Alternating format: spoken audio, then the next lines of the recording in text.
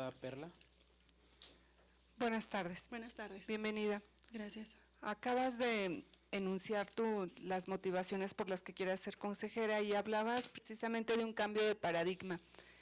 Para ti, este cambio de paradigma, sobre todo lo que tiene que ver con los derechos humanos de las mujeres, ¿dónde tiene que empezar? ¿Consideras que es oportuno iniciar en la primera infancia la promoción de los derechos humanos? Creo que es fundamental iniciar desde la niñez y sobre todo desde nuestro núcleo familiar, que desde nuestro núcleo familiar se empiece a implementar el derecho humano, porque de ahí se desencadenan una relación de nuestros principios y valores, y eso hará que tengamos una sociedad con cultura en derechos humanos. Diputada Navidad. Casi ya me la contestó Carlita. ¿Crees que debería ser parte de la formación en universidades la materia de derechos humanos?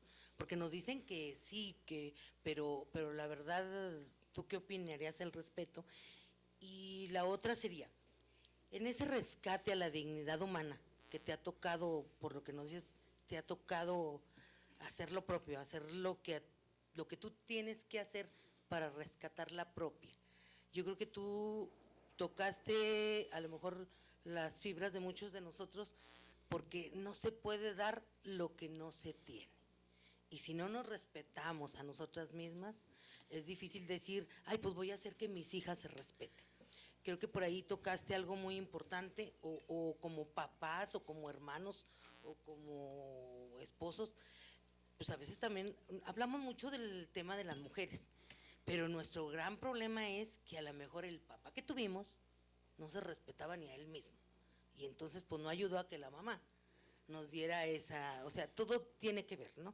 Entonces, ¿qué aportación como mujer joven, porque aparte eres muy joven, crees conveniente, pero que la acomodes en tu respuesta a los últimos hechos que hemos vivido en Zacatecas? Ya ni siquiera te digo los de México, porque no acabamos, pero tú, señorita química, ¿cómo acomodarías esa parte que hemos vivido en Zacatecas? Porque tú nos hablas de recuperarte tú, pero cómo ya una vez siendo parte del consejo, sin que afecte, porque yo muchas veces lo he dicho, presidente, sin que afecte lo que tú viviste en el consejo, en la aportación que tú le vayas a dar, siendo parte del Consejo de Derechos Humanos. No sé si me di a entender, pero por ahí. Sí, contestando a su primera pregunta, creo que nunca es tarde para reforzar los derechos humanos, independientemente de la edad que tengas. Creo que todos podemos modificar parte de nuestras conductas, y si los derechos humanos nos ayudan a ello, creo que es fundamental. Entonces, la materia de derechos humanos en la universidad es de suma importancia, porque aparte no solamente es que conozcan sus derechos humanos, ellos van a egresar de la universidad y van a formarse como profesionistas. Entonces ellos deben de jugar un papel excelente cuando ya estén como profesionistas, y dentro de ellos pues también incluyen sus derechos humanos. Y respecto a la otra pregunta, ¿qué aportación como mujer daría a los sucesos que están pasando en el estado de Zacatecas en cuanto a la violencia, diputada? Sí, porque luego la vivimos, pero a la hora de que seamos parte de ser consejeros, no debemos, muchas veces no debemos de combinar nuestras vivencias en luego ciertas cosas que vienen y nos platican. Y tú como consejero vas a escuchar una y mil historias que a lo mejor sean parecidas a la tuya. Claro. Entonces, Perdón. En cuanto a ello, como consejera debemos ser imparciales, y tenemos que tener ética, sobre todo al momento de cuando llegan casos como ellos, y también saber dirigir a dónde van en los casos administrativos, para dar solución y seguimiento a este tipo de situaciones. Sí. Bueno, yo me referiré Química, dijo usted una parte interesante, dice, derecho que no podemos ejercer no es derecho. Y esto lo comento porque los derechos humanos consagrados constitucionalmente los ubicamos del 1 al 29 en el texto constitucional, el 35 relativo a derechos humanos en lo relativo a participación ciudadana, el 123 derechos laborales, pero hemos sido muy dados, sobre todo el Congreso Federal, a hacer una serie de derechos humanos enunciativos que no se cumplen en el plano de los hechos.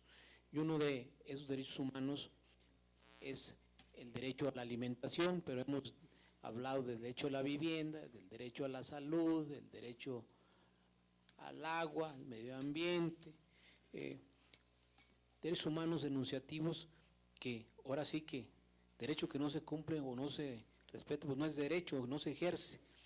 Y en el derecho a la alimentación hasta decimos, tenemos derecho los mexicanos a una alimentación nutritiva, suficiente, equilibrada, lo establece el cuarto constitucional y seguimos padeciendo, ahora sí, no es casual, es un problema estructural, los pobres siguen teniendo ahora sí que limitaciones de alimentación en este país. ¿Qué opinión le merece esos derechos enunciativos que se han quedado ahí y que todavía tenemos un largo trecho todavía por cumplir o hacerlo realidad? Así como usted bien lo dice, derechos que se puedan ejercer y que en verdad sean derechos humanos, que no queden en esa parte enunciativa. Necesitamos en ese caso la defensa y promoción de los derechos humanos. Creo, hay muchas campañas, por ejemplo, tal que hablábamos de la infancia, muchas campañas también que hablan de la lactancia materna, ¿verdad? Que debemos promover lo que es la lactancia materna, porque entonces dan la opción de que la mujer pueda hacerlo. Entonces creo que si la mujer también tenemos esa obligación o tenemos de lactar a un bebé, creo que empezaríamos ahí como a hacer unas pequeñas modificaciones que no están plasmadas dentro de los derechos humanos de los niños, para que también ellos, a partir de ellos, tengan, en cuanto nacen también, o sea, sabemos que tienen sus derechos, pero que también sea un derecho a la lactancia. Y hablando de la infancia, ¿verdad? Y para lo demás que tenemos, que es vital y de suma importancia lo que usted menciona, la alimentación, y que todavía estamos carentes de estar cumpliendo esos derechos. Sin embargo, creo que como consejera consultiva podría abonar y apoyar a la Comisión de Derechos Humanos para hacer una difusión extensa en cuanto al tema que usted menciona, presidente. Muchísimas gracias. Me quedo con esa parte interesante de hacer política pública para que los derechos humanos no queden únicamente en la parte enunciativa, que los llevemos a la realidad y que sean efectivamente derechos que se puedan ejercer. Distingo en usted una vocación como docente y una pasión por la docencia, pero también una pasión por el tema de los derechos humanos. Así es, gracias, presidente, por acompañarnos el día de hoy. Químico, farmacéutica, bióloga, lo vuelvo a repetir porque para aprendérmelo, químico, farmacéutico, biólogo. Carla Guadalupe Escamilla Rodríguez. Muy amable. Gracias, presidente. Gracias, diputados.